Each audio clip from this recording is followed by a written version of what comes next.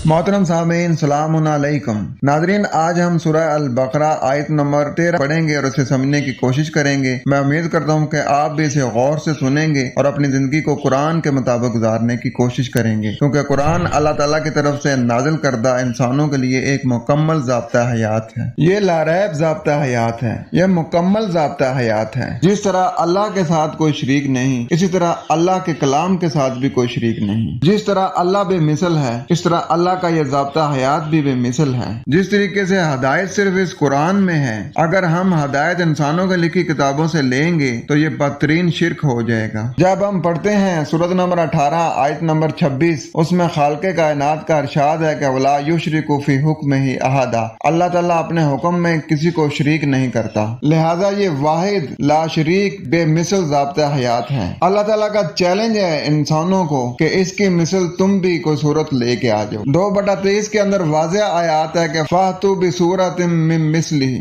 नाज़रीन, हदायत सिर्फ इस कुरान में है, इस कुरान से बाहर हदायत है ही नहीं। आए बढ़ते हैं अपने सबक की तरफ। बिस्मिल्लाहिर्रहमानिर्रहीम। अल्लाह नरमी करने वाले, मेहरबानी करने वाले से ही इत्मीनान है। व इज़ा क़ीला, और जब कहा जाता है, लहुम उनके लिए, आमिनु मान लो, कमा आमना नासु जैसा कि माना लोगों ने, क़ालुआ वो ये कहते हैं, नुमिनु क्या हम मान लें, कमा आमना सुफ़हाउ जैसा कि माना है बेवकूफों ने, अला इन्नहुम याद रखो, हुमुस सुफ़हाउ वही बेवकूफ हैं, वलाकिन ला यालमून लेकिन वो इल्म नहीं रखते। तो ये जो फसादी लोग हैं, इनको कहा जा रहा है कि तुम ईमान लाओ, इसको मानो। जिस तरीके से ये जमात मोमिनीन ईमान लेके आई है ना, इस तरीके से तुम ईमान लेके आओ। तो आगे से वो जवाब देते हैं कि हम इन बेवकूफों जैसा ईमान लेके आए, जिनको अपने नफा और नुकसान की परवाह नहीं है। वो सिर्फ अल्लाह के ज़ाब्तों के ऊपर ही चले जा रहे हैं, चाहे बज़ाहिर उन्हें नुकसान ही क्यों ना हो जाए। भाई, हमने तो गलत लोगों के साथ भी ताल्लुकात कायम रखने हैं, क्योंकि उनसे फायदा हासिल होता है। भाई, हमने माशरे के साथ भी चलना है,